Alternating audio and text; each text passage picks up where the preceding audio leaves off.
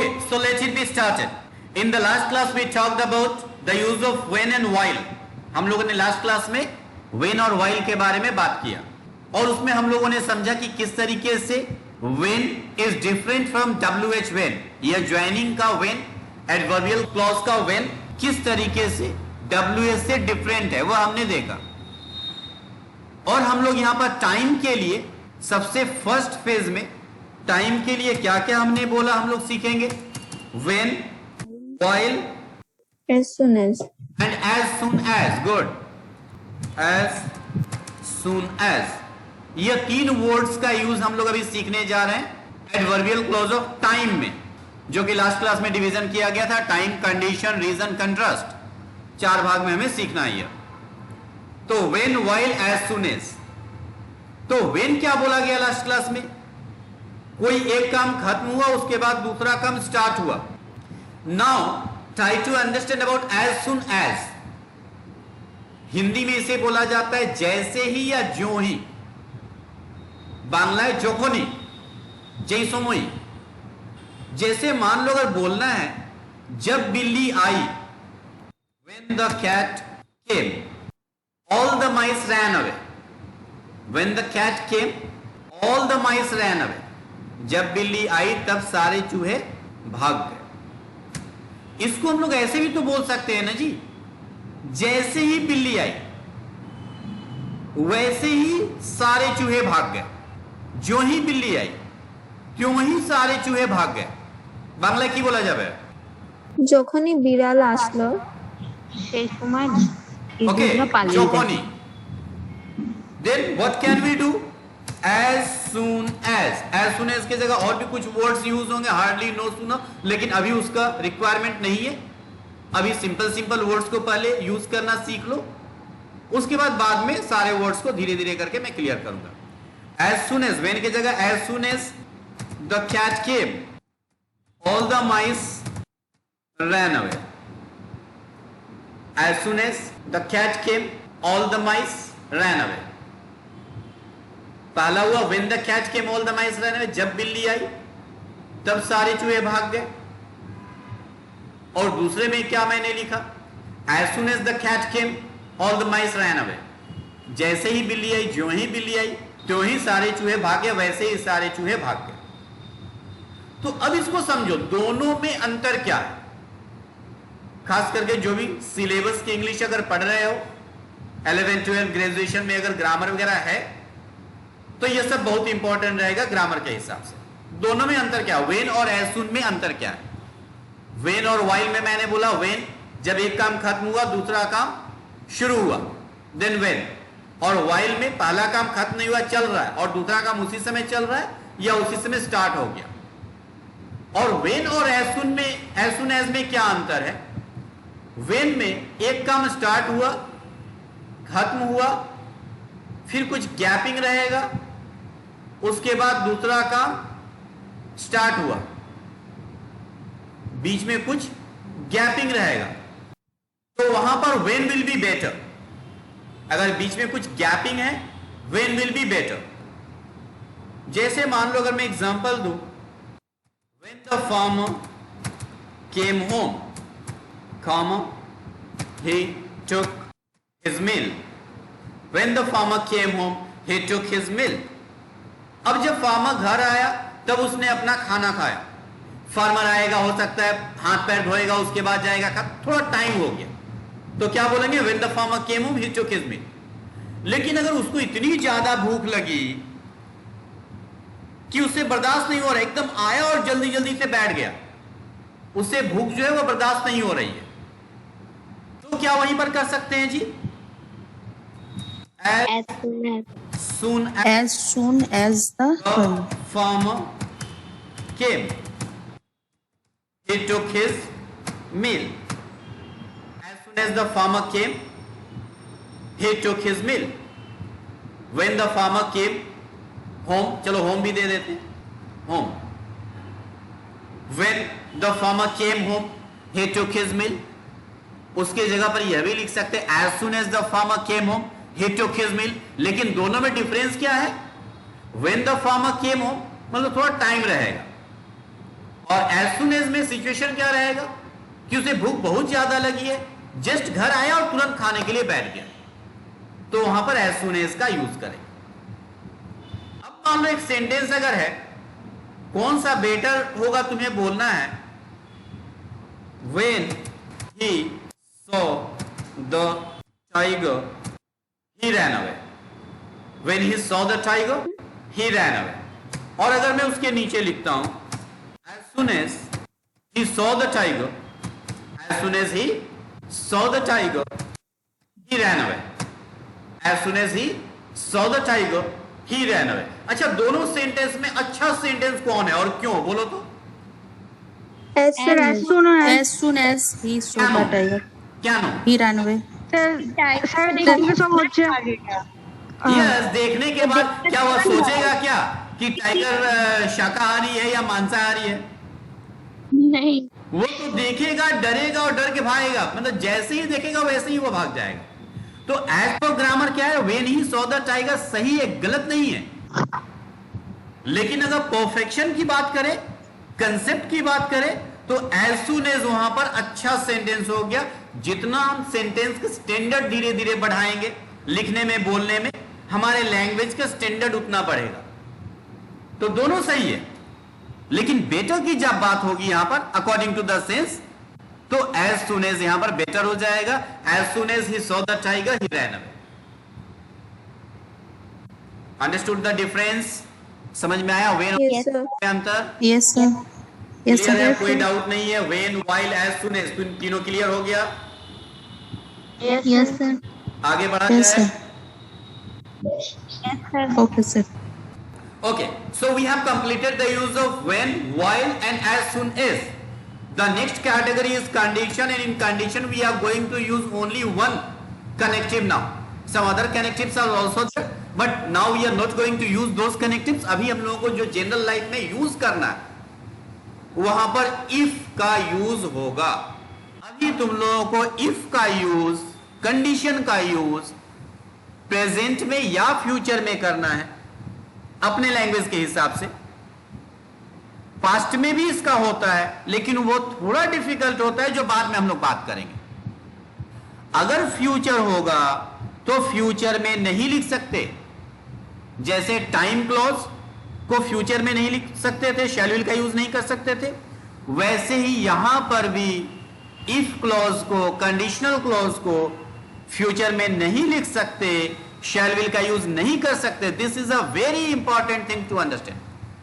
अगर ये सिस्टम नहीं जानेंगे, जो हमेशा मिस्टेक करेंगे इसमें, केवल ग्रामर का अलग पोर्शन जान करके इसके बारे में अगर नहीं जानेंगे तो हमेशा इसमें मिस्टेक करेंगे, शैल विल का यूज कर देंगे। उन्हें लगेगा भाई ट्रांसलेशन के हिसाब से तो सही ही है, मिस्टेक क्या है इसमें, लेकिन वह गलत हो जाएगा। तो चलो इफ है क्या इसके बारे में बात करते हैं। जैसे पहले ही बोला गया, जो चार्ट दिया गया फर्स्ट पार्ट में, कि यह कंडीशन शो करता है। क्या शो करता है? कंडीशन। कंडीशन मींस शर्त, मतलब अगर पहला काम होगा तो दूसरा काम भी होगा, अगर पहला काम नहीं होगा तो दूसरा काम भी नहीं होगा। जैसे अगर मैं एक एग्जांपल लूं, अगर तुम मुझसे बात करोगे तो होना क्या चाहिए था? If you will talk to me, if you will talk to me. अगर तुम मुझसे बात करोगे, होना क्या चाहिए था? If you will talk to me. अगर तुम मुझसे बात करोगे, फ्यूचर में जी करोगे, जो तुम यहां सुनोगे कथा बोलो, अगर तुम मुझसे बात करोगे, if you will talk to me, I shall tell you everything. I shall tell you everything. अगर तुम मुझसे बात करोगे तो मैं तुम्हें कुछ बतला दूंगा। होना यह चाहिए था, लेकिन क्योंकि कंडीशनल क्लॉज फ्यूचर में नहीं हो सकता, इसलिए यह सेंटेंस गलत है। जो इस सिस्टम को नहीं जानेंगे उन्हें लगेगा भाई 100% सही है, फ्यूचर में तुम मुझसे बात करोगे, you will talk to me. अगर तुम मुझसे बात करोगे, if you will talk to me होना चाहिए, लेकिन वह गलत हो जाएगा। तो क्या करना होगा? फ्यूचर में नहीं होता तो इसे प्रेजेंट करना होगा। तो क्या करना होगा? If you talk to me, I shall tell you everything. If you talk to me, I shall tell you everything. अगर तुम मुझसे बात करोगे, फ्यूचर में है लेकिन उसको इंग्लिश में फ्यूचर नहीं लिख सकते, इसलिए लिखना होगा if you talk to me I will tell you everything. Means क्या, अगर तुम मुझसे बात नहीं करोगे तो मैं तुम्हें नहीं बतलाऊंगा। तुम अच्छा नंबर पाओगे। कंडीशन क्या है भाई, शर्त क्या है भाई, अगर मेहनत करोगे। मीन्स अगर मेहनत नहीं करोगे तो अच्छा नंबर नहीं पाओगे। If you labour, if you labour, hard भी कर सकते हो, अगर तुम कठिन परिश्रम करोगे हार्ड हो गया। If you labour hard you will get success, you will get success, you will get good marks, you will get a job. जो भी सेकेंड क्लॉज जैसे वैसे ही रखना, that is called principal clause. वह जैसे फ्यूचर में ही रखना, केवल इफ से जो जुड़ा हुआ भाग है उसको ध्यान में रखना है कि हम उसे फ्यूचर में नहीं लिख सकते। इफ से जो जुड़ा हुआ भाग है उसे हम लोग फ्यूचर में नहीं लिख सकते।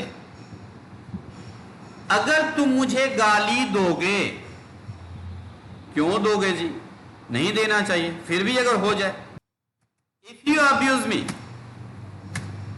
If you abuse me I shall tell your mother, मैं तुम्हारी मां को बोल दूंगा, मैं तुम्हारी मां को बोल दूंगी। If you abuse me I shall tell your mother. मैं तुमसे बात नहीं करूंगा। भाई कंडीशन क्या है, शर्त क्या है, अगर एग्जाम में तुम मेरी मदद नहीं करोगे, नहीं करोगे, फ्यूचर है, शैल नॉट विल नॉट होना चाहिए, लेकिन यहां फ्यूचर नहीं कर सकते, प्रेजेंट करना होगा। तो क्या करना होगा, if you do not help me in the exam, if you do not help me in the exam, अगर तुम एग्जाम में मेरी मदद नहीं करोगे, फ्यूचर है लेकिन प्रेजेंट में लिखा गया, if you do not help me in the exam I shall not talk to you, तब मैं तुमसे बात नहीं करूंगा। I shall not talk to you. बोलो जी, क्लियर हो रहा है? इसी तरीके से Yes, sir. सेंटेंस बनाओ। अगर तुम गरीबों की मदद करोगे तो भगवान तुम्हारी मदद करेंगे। अगर तुम उन लोगों से बात करोगे तो अच्छा होगा। अगर मैं बाजार जाऊंगा तो मैं हरी सब्जियां खरीदूंगा। अगर तुम मेरी मदद करोगे तो मैं भी तुम्हारी मदद करूंगा। अगर तुम प्रैक्टिस करोगे तो एक अच्छे स्पीकर बनोगे, बन सकते हो। अगर तुम यहां आओगे तो तुम बहुत सारी चीजें पाओगे, बहुत सारी चीजें पाओगे। कंडीशन क्या है, अगर तुम यहां आओगे तो इफ का यूज करेंगे और तो कॉमा का यूज करेंगे, देन का यूज नहीं करेंगे, कॉमा का यूज करेंगे। चलो जी बोलो, इफ क्लॉज में कंडीशन में अगर कोई डाउट है तो पूछ के क्लियर करो, उसके बाद हम लोग नेक्स्ट स्टेप में जाएंगे। If you talk to me, अगर तुम मुझसे बात करोगे, फ्यूचर है। इफ यू लेबर हार्ड, अगर तुम लेबर करते हो, अगर तुम परिश्रम करते हो, कठिन परिश्रम करते हो, मतलब करोगे, करते हो मतलब क्या करोगे। अगर तुम मुझे गाली देते हो, मतलब क्या, अगर तुम मुझे गाली दोगे, भविष्य की बात है। अगर एग्जाम में तुम मेरी मदद नहीं करते हो, मतलब क्या, नहीं करोगे। तो प्रेजेंट बोलो या फ्यूचर बोलो, सेंस तुम्हारा फ्यूचर का ही आएगा। हम अपने लैंग्वेज में प्रेजेंट में भी बोल सकते हैं, फ्यूचर में भी बोल सकते हैं, लेकिन इंग्लिश में इफ क्लॉज को केवल प्रेजेंट में लिखना होगा, फ्यूचर में नहीं लिख सकते। क्लियर है? Yes, sir. Yes sir. इसको डिलीट कर दिया जाए, आगे बढ़ा जाए। Yes, sir. ओके, चलो एक पोर्शन और हम लोग आज कंप्लीट कर लेते हैं।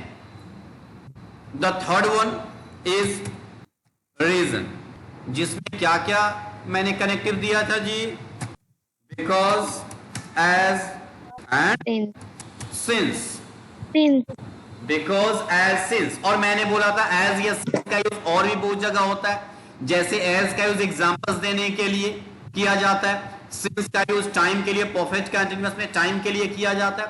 लेकिन जब यह ज्वाइनिंग में हो, कनेक्टिव के रूप में हो, तो यह तीनों वर्ड रीजन दिखलाता है, कारण दिखलाता है। जैसे मैंने अगर एक सेंटेंस लिखा,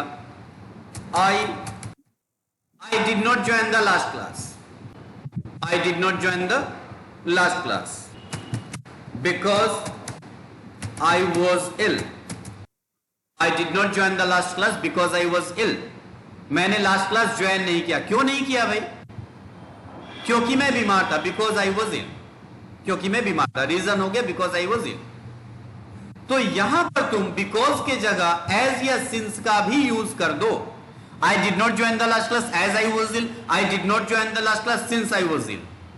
तीनों सेंटेंस सही है. He did not get good marks. He did not get good marks. Why? As मैं दे देता हूं यहां. As he did not labor hard. As he did not labor hard. क्योंकि उसने कठिन परिश्रम नहीं किया, मेहनत नहीं किया. एज की जगह बिकॉज दे सकते हो, because he did not labour hard. Since दे सकते हो, since he did not labour hard. I shall not talk to you.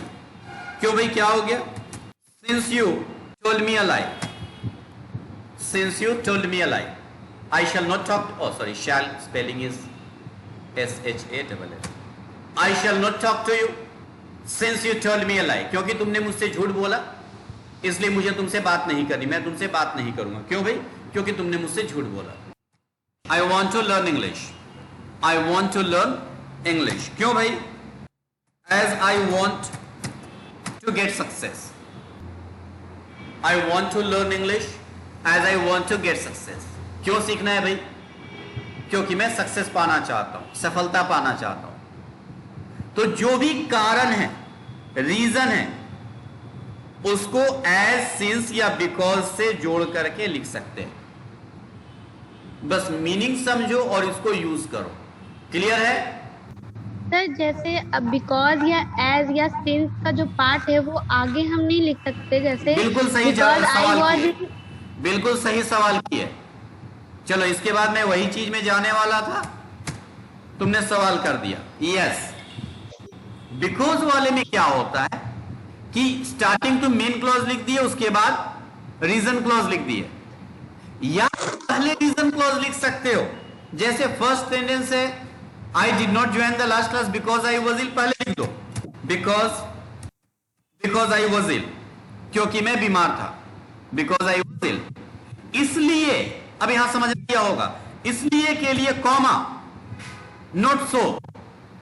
इसलिए के लिए सो यूज नहीं कर सकते यहां, क्योंकि एडवर्बियल क्लॉज में कॉमा का बहुत सारा मीनिंग होता है. जब अगर है व्हेन दे दिए तो कॉमा का मतलब तब. ज्यों ही अगर दे दिए त्यों ही के लिए, जस्ट देन त्यों ही के लिए कॉमा का मतलब त्यों ही. अगर लिख दिए तो कॉमा का मतलब तो. अगर तुम मेहनत करोगे तो सफलता पाओगे, तो कॉमा का मतलब तो. कॉमा के लिए देन नहीं लिखना है. बिकॉज लिख दिए तो कॉमा का मतलब सो, इसलिए सो नहीं लिखना. एडवर्बियल क्लॉज में कॉमा का बहुत सारा मीनिंग होता है, यही हमें ध्यान में रखना है. बिकॉज आई वॉज इल, क्योंकि मैं बीमार था, इसलिए comma. I did not join the last class. तो पहले अगर तुम एडवर्बियल क्लॉज लिखोगे तो बीच में कॉमा का यूज करना होगा सेंटेंस को जोड़ने के लिए. यहां पर बीच में कनेक्टिव हो गया, जुड़ गया.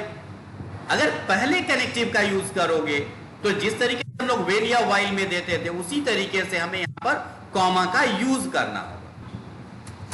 Because I want to learn English, क्योंकि मैं इंग्लिश सीखना चाहता हूं, इसलिए कॉमा हो गया. इसलिए आई ज्वाइंड ASP, मैंने ASP ज्वाइन किया. क्योंकि मैं इंग्लिश सीखना चाहता हूं, इसलिए मैंने ASP ज्वाइन किया. Because I want to learn English, I joined ASP. Because you cheated me, comma, इसलिए I shall not talk to you, मैं तुमसे बात नहीं करूंगा. क्योंकि तुमने मुझे चीट किया, क्योंकि तुमने मुझे धोखा दिया, इसलिए मैं तुमसे बात नहीं करूंगा. I shall not talk to you. Sir বলো. বলছি এখানে তো বিকজ দিয়ে লিখছি তিনটা লাইন, মানে কমা দিয়ে, তো এখানে কি এই সিন্স আর এজ ইউজ করতে পারবো? Yes, yes, yes, yes, yes, yes, yes, 100%. Because I was ill, জায়গা লিখতে পারো. Since I was ill, I did not join the last class. As I was ill, I did not join the last class. Because you cheated me, I shall not talk to me. As you cheated me, I shall not talk to me. Since you cheated me, I shall not talk to you. No problem. बस meaning समझना है और उसको use करना है. थोड़ी थोड़ी चीजें, जैसे मैंने बोला स्टार्टिंग में अगर एडवर्बियल क्लॉज लिख दोगे यहां पर तो कॉमा का यूज करना होगा और कॉमा का meaning according to joining word, according to connective change होता रहेगा. तो ये छोटी छोटी बातें याद रखनी है और जैसा मीनिंग है उसके हिसाब से तुम्हें यूज करना है. बोलो इतना तक क्लियर हो गया? केवल लास्ट एक बच गया कंट्रास्ट, जो कि नेक्स्ट एपिसोड में नेक्स्ट क्लास में कंप्लीट हो जाएगा. बोलो जी क्लियर है या नहीं? बोलो. Yes sir. Yes sir. हाँ अब थोड़ा सा दमदार साउंड आ रहा है. यस सर अब आ रहा है. अब थोड़ा दिमाग में जा रहा है. Bye everyone, see you in the next class.